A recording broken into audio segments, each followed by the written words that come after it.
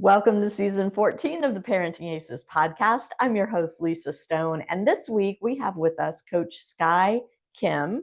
He is an LA-based coach who came up through junior tennis after being born in South Korea. He moved to the States to train at the Bollettieri Academy, went on to have a very successful junior career, played professionally, and then unfortunately was permanently sidelined by injuries, which kind of led him into coaching and product development and entrepreneurship. So, this is a really interesting episode. We kind of go all over the place, but I'm super excited to introduce you guys to Sky and for you to hear his story. We will have links in the show notes to his website, to his products. He's got a couple of books out. He has also generously offered a discount to you guys, and that code will be in the show notes as well. So make sure you check those out on parentingaces.com. Now sit back, relax, and enjoy my conversation with Coach Sky Kim.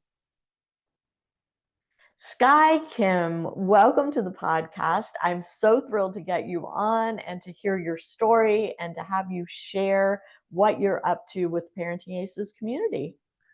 Thank you. Thank you, Lisa, for having me. I've heard about Parenting Aces, and I saw the Facebook, the community and everything. But I haven't had a chance to reach out. But it's an honor to be here, actually. I always wanted to talk to you. Yeah. That's so sweet. Well, I'm excited to meet you and hear more about what you're doing. And before we jump into that, because you're brand new on the podcast, I'd love for you to give our audience a little bit of your tennis story, how you got started playing and where tennis has taken you, and we'll land at what you're doing now. Okay. Yeah. So I started tennis when I was about 7. I'm actually from South Korea, Seoul, South Korea. My dad actually was a physical education major and sports psychology major as well. And he was a very good athlete, amazing athlete in college, and thought, oh, like if I have a son or a kid, I'm gonna let him let him play sports. And the sports he chose was tennis because all of the sports that he played, soccer, baseball, he played a lot of different sports.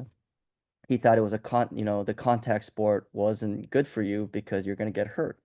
Uh, you know, and How ironic. yeah, how And ironic, our right? audience will get that in a few minutes, but go Yeah, ahead.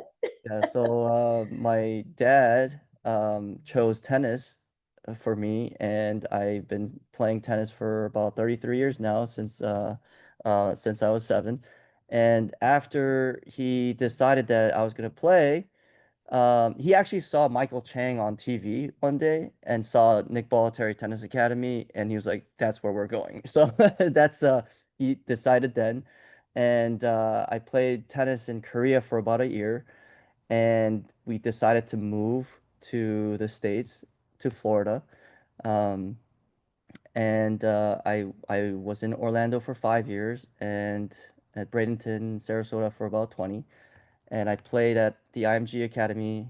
I had a scholarship there with Nick. Actually, my dad's goal was to go to the IMG Academy or Nick Bollettieri Tennis Academy and get a scholarship and not have to pay to go there. And he actually achieved that goal. Um, so I went to Nick Bollettieri Tennis Academy. At the time, it was IMG Academy. I played with Sharapova. What's his name? The German guy. Tommy Haas? Tommy Haas. Thank you. Tommy Haas, Serena, Venus Williams, all these top pros. I was in the group with them. So, and then I had my knee surgery when I was 14. Um, so I was out for about a year and a half. I came back, I was top 3 in the nation before that in the 14s. And then I was out for about a year and a half. I had to come back in the 18s, and went back to top 3 in the nation. And then I started playing pro, struggled for years, about 3, 4 years, and finally got my first point, played pro. And then eventually I had too many injuries and reoccurring injuries, so I had to stop playing professional tennis. And I started out just, as a hitting partner after that. And I was the hitting partner for like a lot of these academies and, just privately. And then one day this junior's dad was arguing on the court. There, you know how like, kids and parents argue all the time on the tennis court, especially when you're coaching them. So I didn't want to step in because like I knew what they wanted, but I didn't want to step in and be rude. Like I told you, I'm an extreme introvert. So like I didn't want to step in and be rude. But one day he asked like, "Hey Sky, what do you think about what we were talking about?" And I explained to the dad and the girl what the dad wanted to the girl and what she was saying to the dad, like, because like he doesn't play. So I was kind of, bridging the gap between what their thoughts were. And he was like, "Whoa, that's genius. Like, you should be coaching her." So I started coaching. That's how I started coaching. And then Interesting. from then on, in the area in Sarasota, they called me tennis doctor. I was very young, but I was very proud of that name. And I actually enjoyed coaching a lot more than being a player, because when you're playing, you're very competitive and you have to always be, at the top of your game, and your mind has to be at a certain level where like you're always wanting to win and not wanting to lose also. But as a coach, you get to help people. So like I love helping people, and that's why I fell in love with coaching. And from then on I went to coach the junior Davis Cup team in Korea, some of the Davis Cup members in Korea. And then after that, I coached Hyun Chung, who beat Djokovic in 2018 in Australian Open. He beat a number of players like Alex Zverev, some of the top players, Monfils, while I was coaching him. And yeah, after that, um, while I was coaching Chung, I actually had a company called Road to Pro. I wanted to help players get over injuries and help them financially as well, because those are the two things that actually I feel like holds players back most of the time. Is not their physical ability, I would say.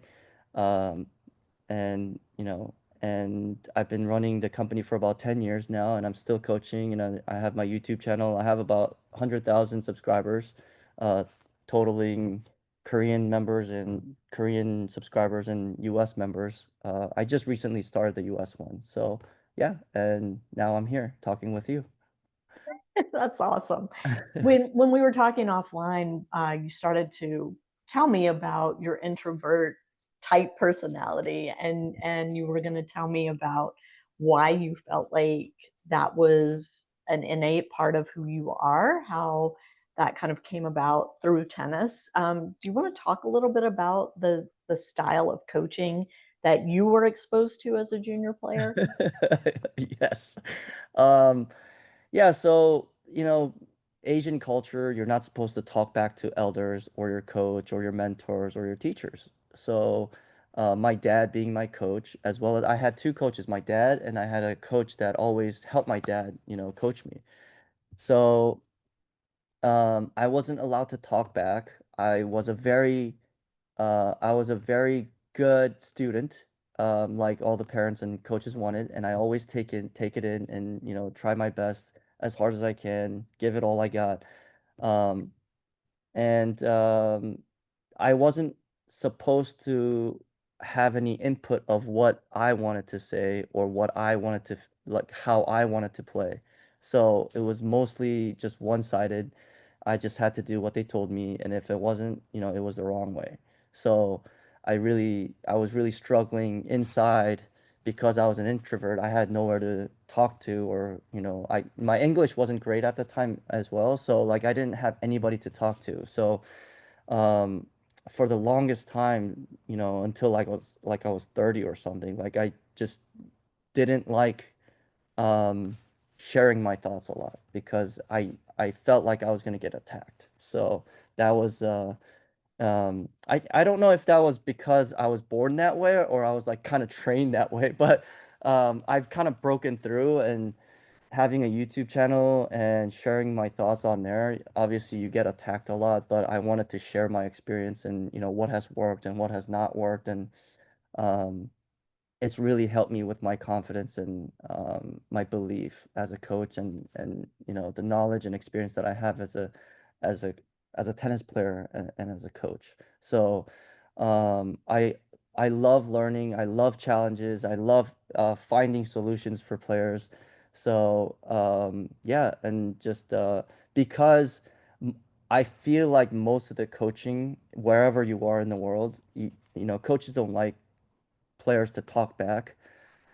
So they're very authoritative. So like for me, I think coaching is more like communication and, two-way because you need to ask a lot of questions in order for you to understand them. But I feel like a lot of coaches just go by what they were taught as when they were in junior or what they've learned. They don't really go outside of what they don't experience. Like, you got to ask different players, different coaches, different parents, and get a lot of different experiences. And everybody's very different, but it's very cookie cutter way of, teaching the kids, all discipline, no talking back, hit hard, hit on the rise. It's just like all very same thing. So I just like to communicate with my players and parents alike and share my experiences and my thoughts and guiding them the best way possible of achieving their potential. Yeah. So My heart hurts for little boy Sky, but I'm so excited that you found a way to kind of break out of that and become this confident, little more extroverted, dare I say, adult in the world. And now that you're a parent as well, yes. how are you using those experiences that you went through as a child with your own kids?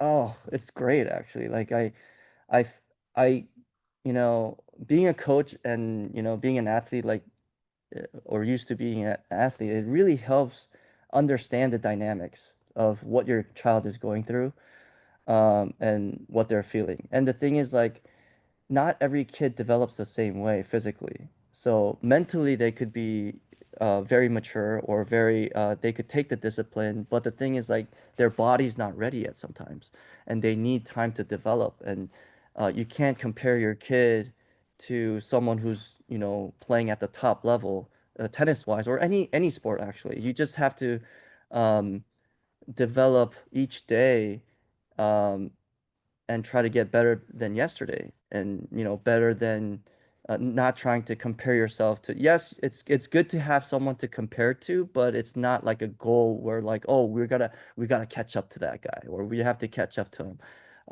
But it's always trying to get better than your yesterday self and last week or a month before. So you always have something to work on, and I just don't like practicing without any thought because it gets automated, like, and you stop thinking.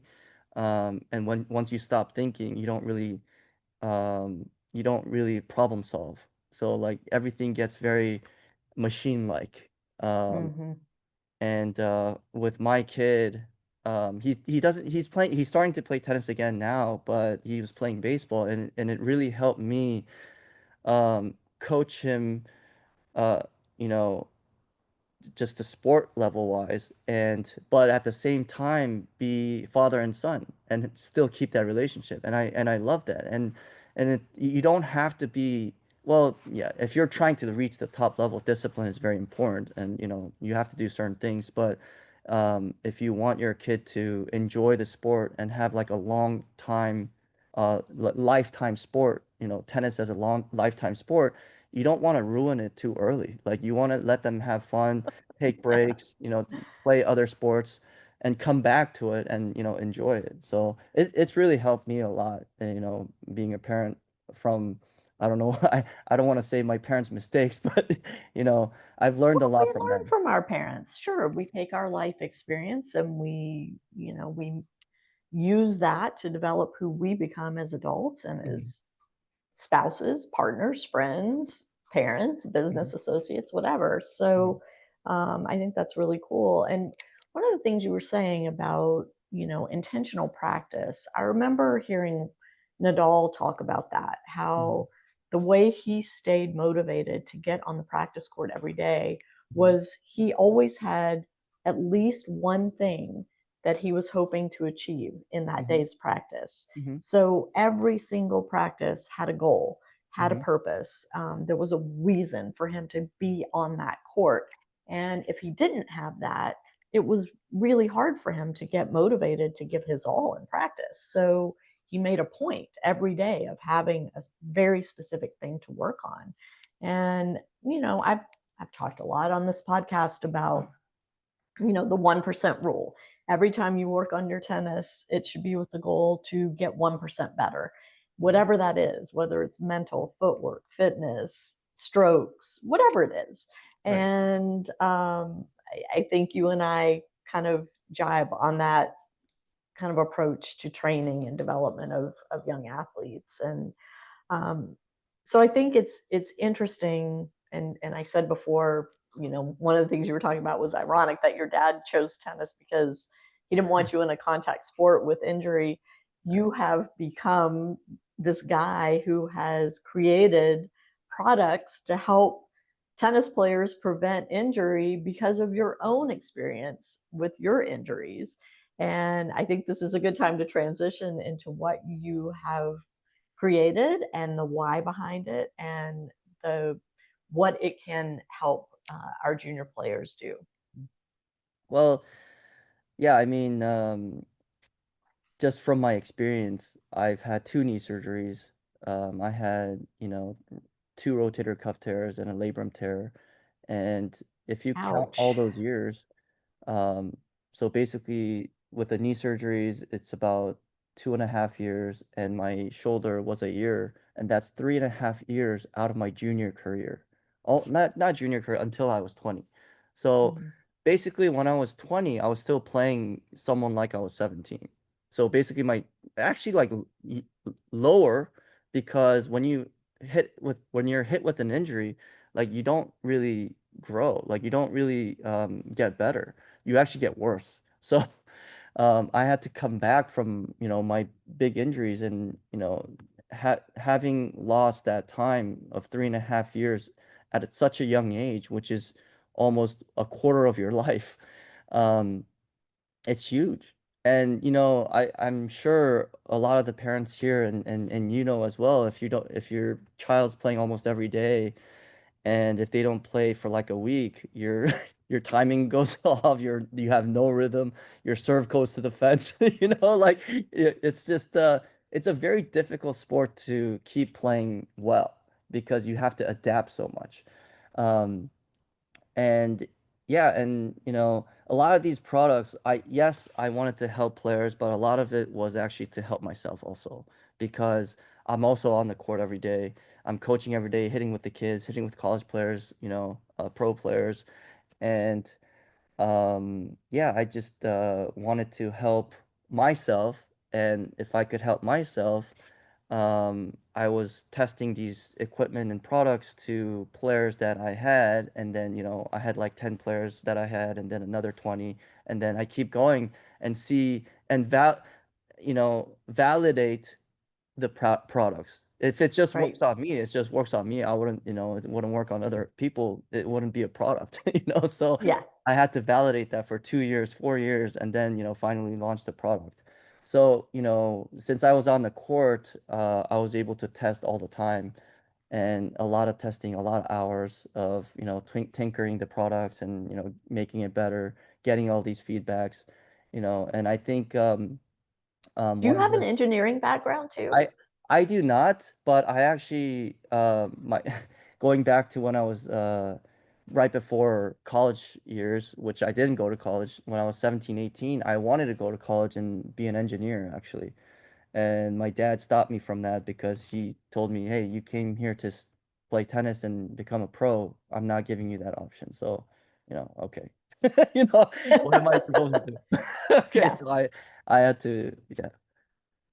But yeah. yeah, I love technology. I love engineering, and a lot of my YouTube videos, when people watch, they a lot of engineers that w love tennis and watch my YouTube, they always tell me like, "Hey, you think like an engineer." I'm like, I don't know what that means, but okay, I'll take it as a compliment Yeah. because I always Thank wanted to you. be an engineer. Yeah. Yeah, that's cool. Um, So but yeah, tell us about your products and how you got started. Like what was product number one and what was the why behind it?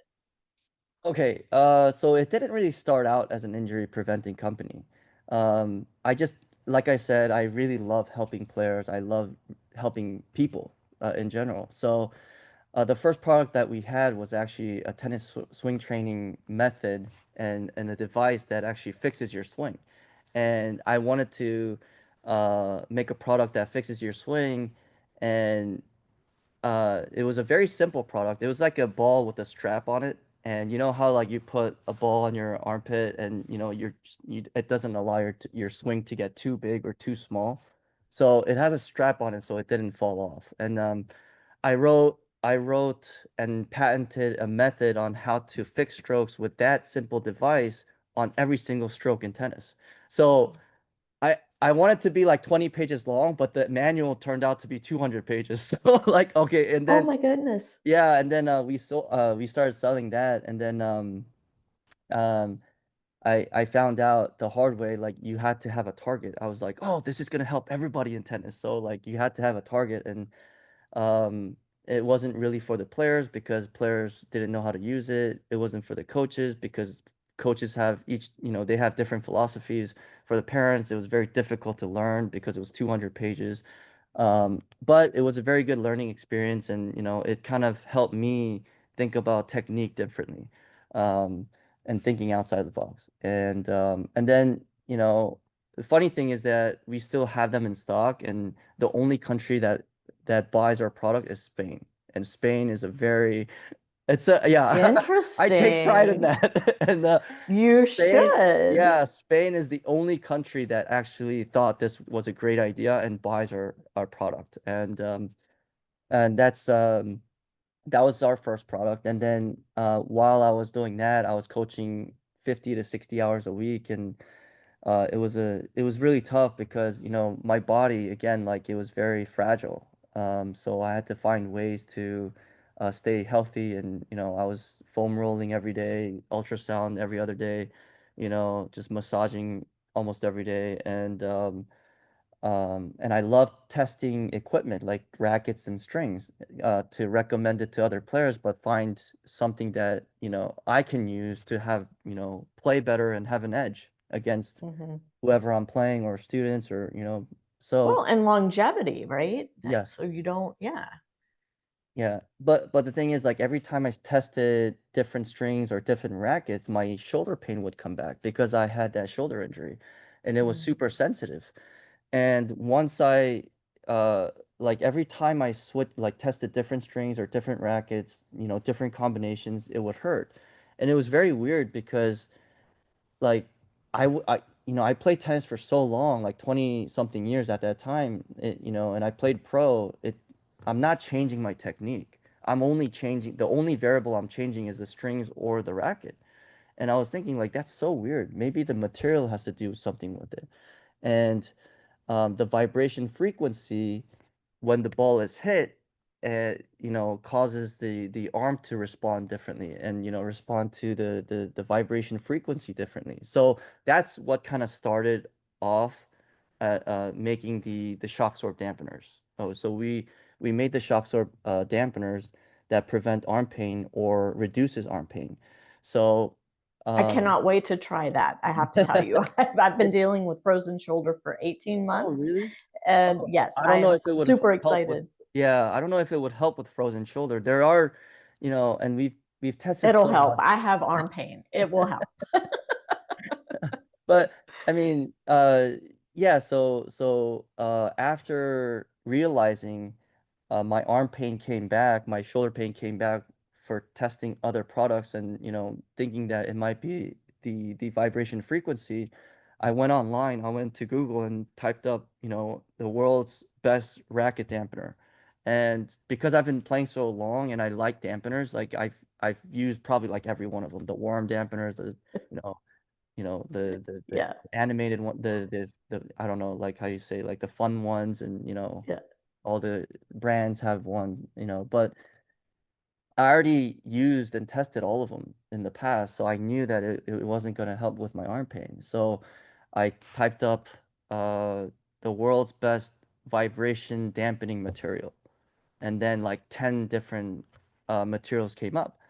And at the top was a material called sorbothane. And online it said sorbothane is the best material for vibration absorption and shock absorption, which all of the other materials don't have.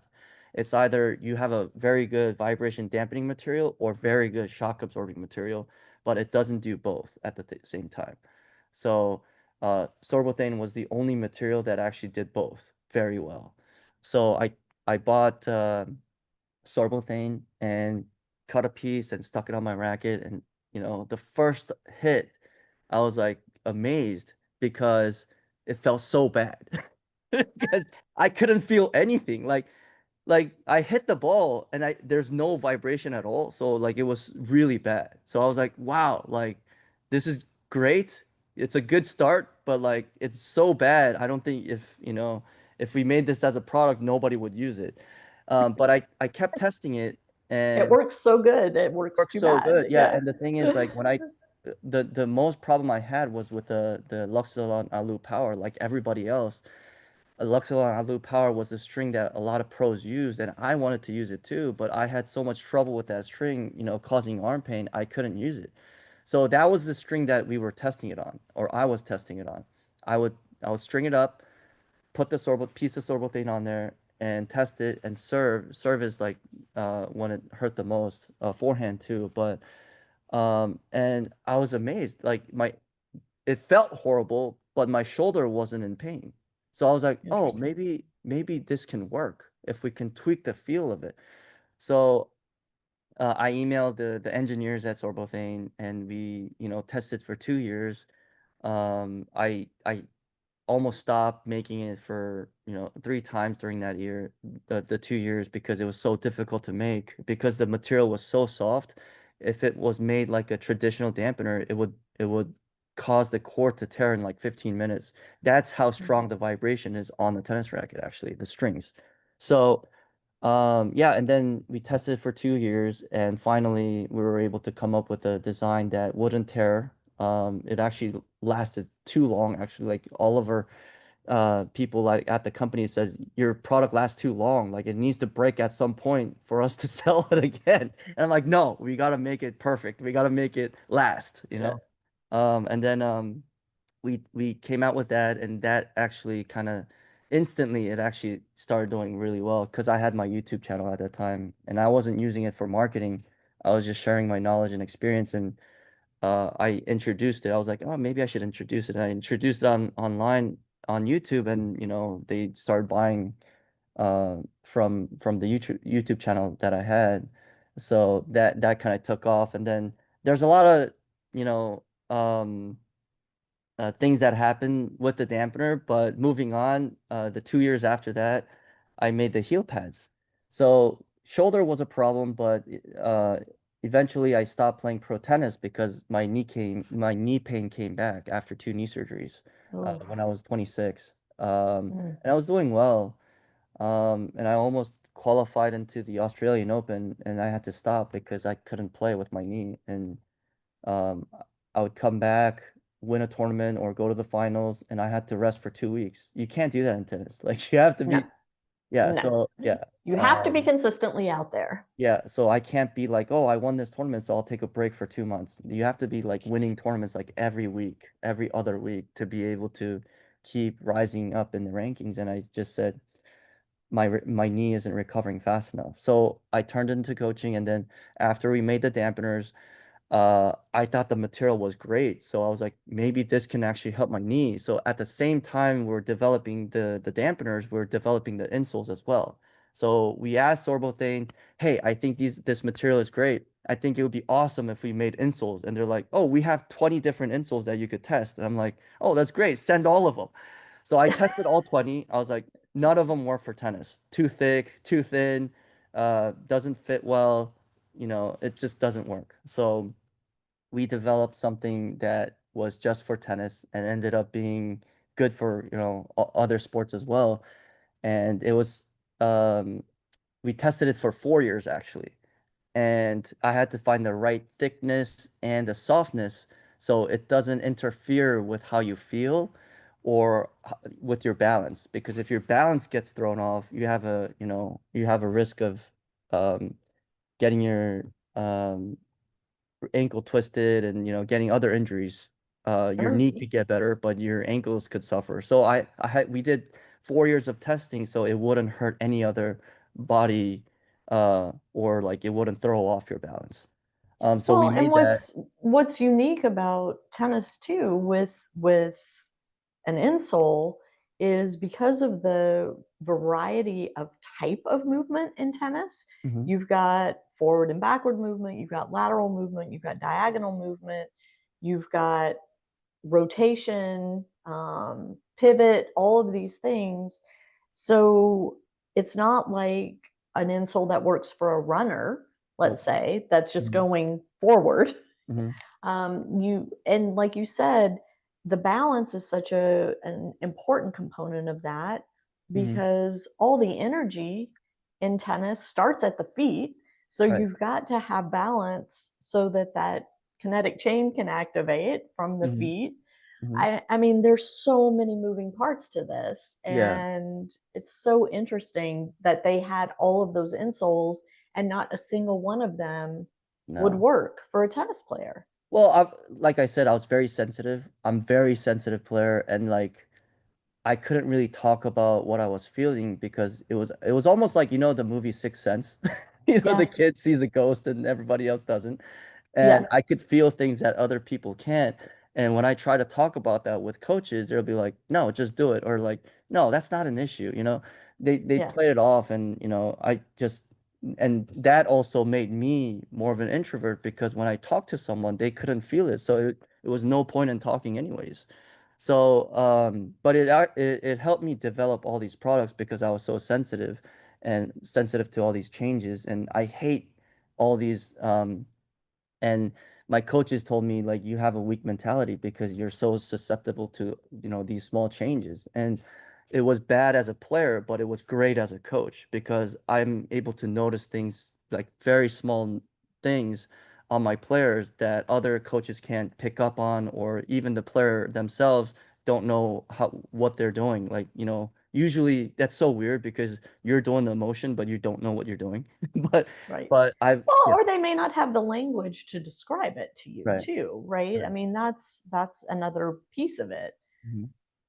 Yeah, so it really helped me as a coach and in developing these products. And I didn't want to create something that's too thick where it throws off the balance, and too soft. Actually, too soft was a problem because it felt like you're running on the beach, and obviously Yeah, it makes you tired a lot faster. Like your muscles fatigue a lot faster when you're walking on something too soft. So that's why like the tennis shoes are pretty hard actually, mm. because you need to push off fast and you need that every microsecond, to be able to get to the balls Yeah, that, yeah, and attack back. If you're just there on time, you're defending. If you're there early, you could attack. So all that had to be take accounted for the insoles, and then we made the insoles, and then the next was socks. Like I had so much trouble with socks, like it's throughout all of my career.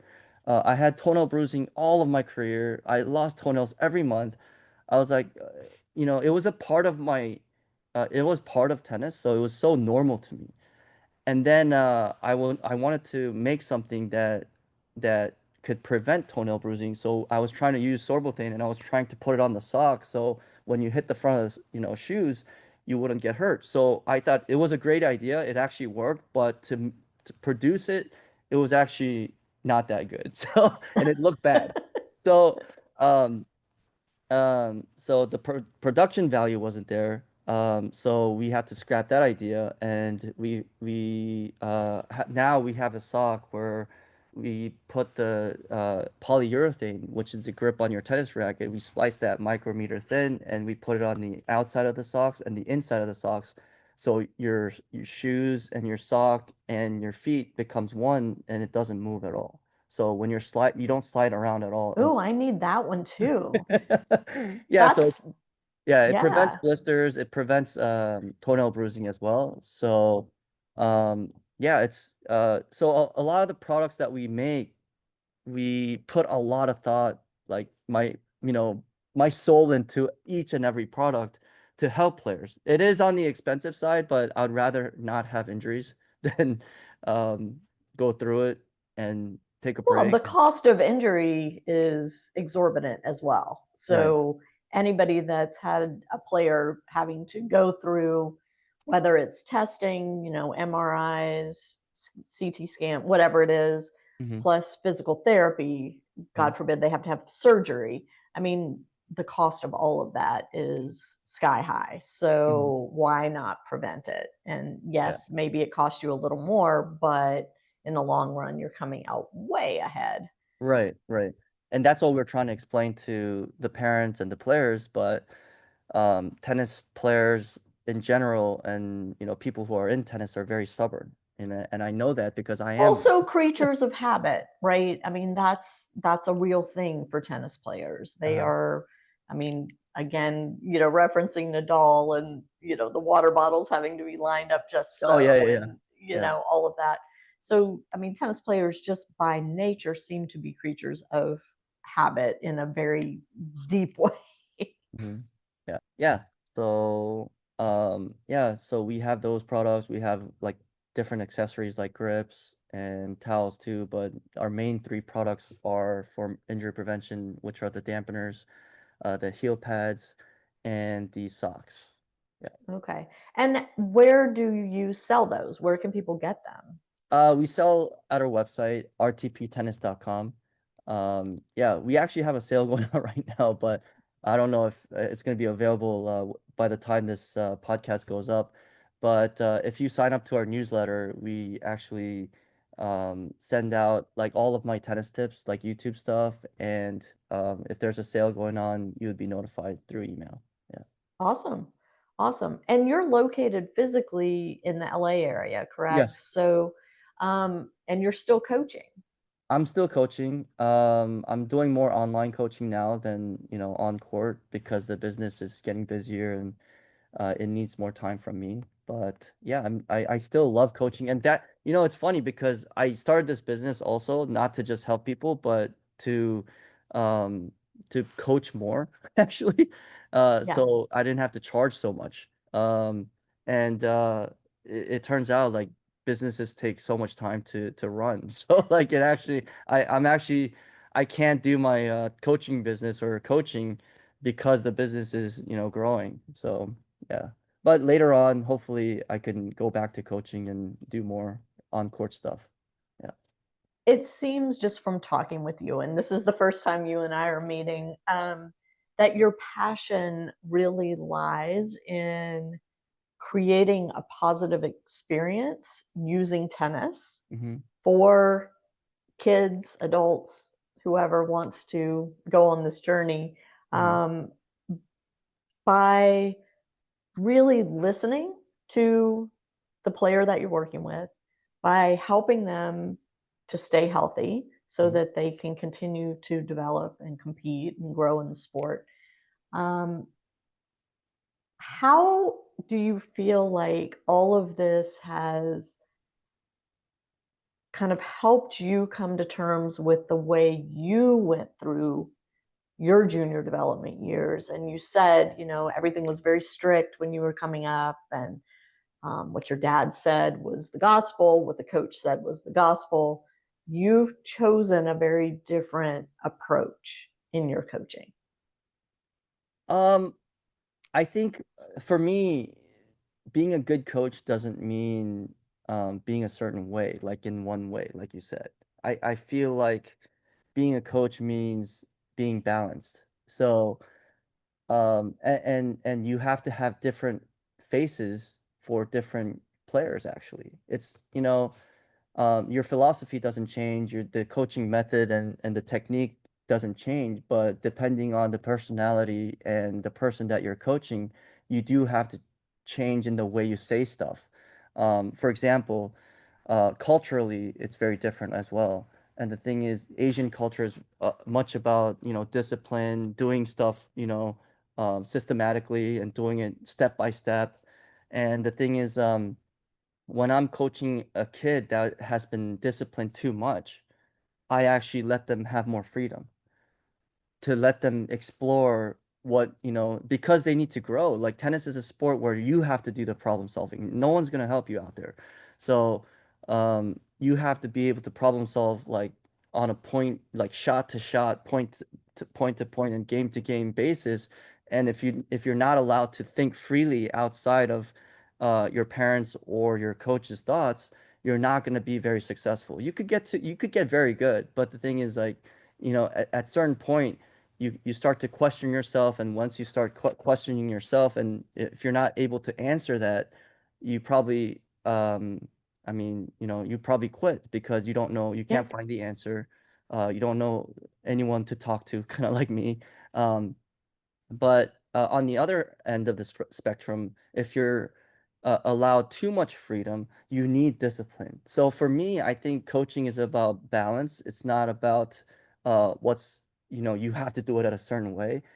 Yes, like technique wise, there are some movements that you have to do. There's always a common denominator, but personality wise and like dealing with different players and parents, you have to be very balanced. If some parents could be very free, but I tell them, hey, you gotta stay on them. Like you gotta be supportive. You gotta, do certain things to help your kid succeed. Or if you're too much, I try to let them come off, and or if they can't do it, I'm a little bit more I give them more freedom on the court instead of being strict again. That's too much. That's gonna break the kid. So, it's just about, balancing, I think. Yeah.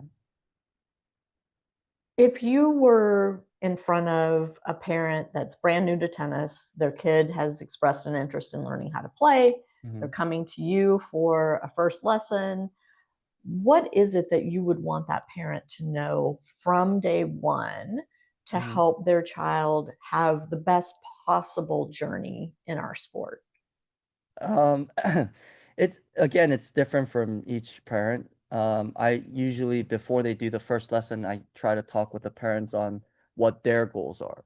Because ultimately, when the kid's too young, it's a lot of times it's not their goal. It's not their passion. It's a lot of times it's the parents' passion, or they want, so basically maybe just by going the two direction where, oh, I just want my kid to play tennis, or I want my kid to play tennis as a lifetime, thing. Or they come to me and say, hey, I want my child to be, the next best thing. And they're very intense. And the way I approach those two parents are very different.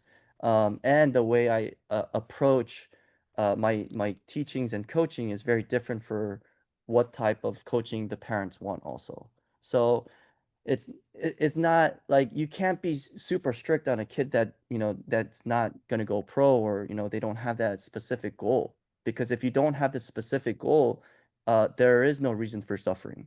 You know, Yeah, like why am I very doing true. yeah, why am I Yeah. even doing this? And nowadays, like the kids they have so many options, and so many fun stuff and iPads and games. Like they want to do fun stuff. They don't want to do like, okay, like you gotta practice your form for 100 times. That doesn't make any Right. sense to them. Like they don't have that they don't have that mindset. So but some kids do actually. Some kids like, oh, I really want to get better, and this is my goal. And that's very rare, but if they do have that, I kind of try to match that passion also. So I try to match the energy, of the kid who brings on the fun energy, then I try to be fun, but it's still learning at the same time. Or if they want the more strict and, oh, I'm ready to learn and, do as best as I can, then I, try to push them as much as I can. And sometimes I really do push them to really break them, because you can't push them to a certain point. You kind of have to push them to a breaking point, and you have to let them recover from that, and then, keep going up from there. Because if you don't try to, break through that, you're always going to stay underneath where you're capable of. And, to be able to uh, play at a successful level, at a competitive level at the top, you do need to keep, maturing mentally. So, and it's forced. It's not, sports is basically forced. It's not something that happens to you in life. Like, it's really forced. So you really do have to push them a lot, almost to a point like you want them to quit. you know Yeah. yeah. Well, because then it becomes their decision, right? Mhm. I'm willing to, as you said, suffer. Again, the Rafa reference. I'm willing to suffer. I'm willing to put myself through this because I have this big goal that I'm trying to reach. Mhm. Or, you know what? I don't want to do this anymore. I don't Mhm. enjoy it. That goal was my goal when I was 10. I'm now 16. I've got other things. Yeah, no thanks. I'm done. um, This is where parenting gets really tough, because parents also have to oh, tell decide. me. The Yeah. parents have to decide, okay, my kid's super good, like he has what it takes. And when the kid says that, you have to decide if you want to push the kid or like back off. But it's ultimately the parents' decision, and the kids too. But the And parents do have some say. understanding why they're feeling that way, right? Right. Are they feeling that way because they truly feel that way, Mhm. or are they getting pressure from an outside Yeah.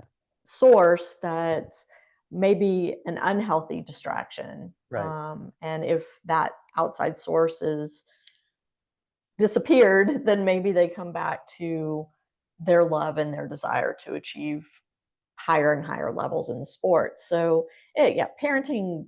My dad told me this when I had my first kid, and it's been a long time. Parenting is the hardest. He told me two things: parenting and staying married are the two hardest things you will ever do in life. And he has been right on both fronts. And I am happy to say I am still married and I have healthy relationships with my children. Mhm. But yeah, it's a tough road. It is. And as parents, you talk about balance as a coach. As a parent, we're constantly striving for balance. Mhm. Yeah. It's a tough job. I wrote a book actually, a while I didn't back. know about that.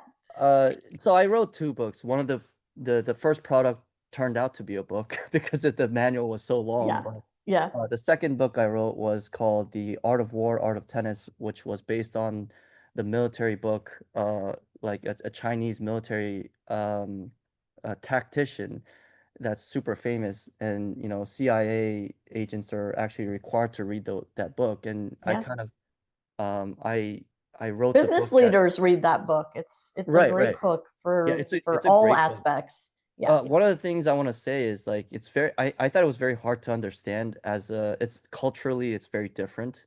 And I feel like it was um translating the Chinese, like old Chinese language into English, is it's very, very difficult to understand the full spectrum of the what the book has to The say. But nuance. yeah, Yeah. yeah. But I wrote the book of similarities between the war and tennis. And um, you know, I enjoyed writing all these books because it kind of organizes your thoughts and how you have to think about what you have to think about going into coaching different kids, and what their goals are, and how to explain things. Because ultimately, when players or parents go through a tough time, it's because they don't know what to do. They don't have the explanation. And I think the coaches can, help them explain that. Coaches, I think every coach has the ability to do it. They just haven't thought hard enough to put it into words. Hmm. the higher level Or you they're get. not willing to take the time. I mean, it's That's time true. consuming. It is. It is. But if you have a lot of time like me, because you're introverted, like you,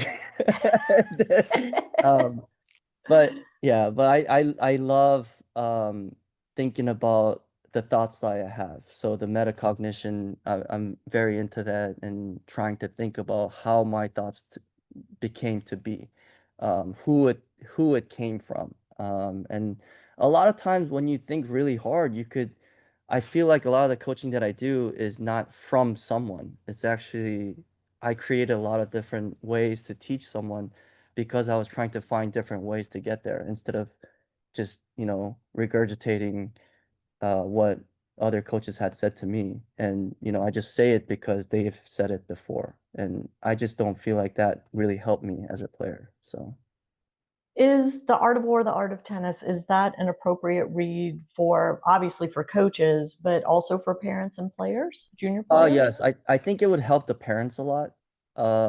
It talks about a lot of tactical stuff, strategy. It talks about the relationship between your kid, the coach, and the parent. I described the parents as the king actually, and then the tactician as the coach, and then the war actual general as the player. And all three has to be in unison and on the same level, on the same page to be able to be successful. And I talk about how, both parents has to be on the same page because a lot of times, one parent wants academics, one parent wants sports, and that doesn't really work well. I talk about, mental stuff, why your kids act certain ways, and how to respond when you lose a point, stuff like that. It's like, you know, and it was fun writing that book because I wish I had some kind of idea like to think that way. And when you lose a point, a lot of kids, get angry or upset. But I tell them, like, when I first wrote the book, I told my students, hey, think of you as a war general fighting a war or a battle. And if you lose a soldier, you're not going to grieve or get upset at that moment, you know? Yes, like we lost a person, but the thing is, you need to You win the can't battle. stop. Yeah, you Yeah, can't you've stop got to now. keep moving forward. Exactly. And then, go back and, Right. do whatever you need to do. And I felt like, I think explaining some of the tennis stuff in tennis definition didn't really help because I think trying to explain certain situation, using other sports or other similarities or similar topics would help the player understand better. So that's why I also ask a lot of questions to my players. Like I ask them, what do you like? Do you like video games? Do you like other sports, baseball or whatever? And uh, with my, shallow knowledge that I have in certain fields, I kind of try to use that to um, explain it a little bit better where I could get to them, for tennis. Yeah. Right. That makes a lot of sense. Well, Sky, we're going to have links to your book, to your products, to your website, all in the show notes. So I want everyone to definitely check out the show notes at parentingaces.com. Click those links and sign up for the newsletter so you get notification of Sky's discounts and things like that. It has been so interesting talking to you, Thank you. and I definitely want to have you back. Mhm. I want to read your book and then I want to have you back to dig deeper into it because I I think finding language to connect with players is oftentimes one of the biggest challenges that Mhm. coaches have and that we as parents have. We struggle with how to communicate with our kids, Mhm. especially as they're going into their teen years, and their interests sometimes diverge from our own interests, which we tend to impose on our kids when they're younger.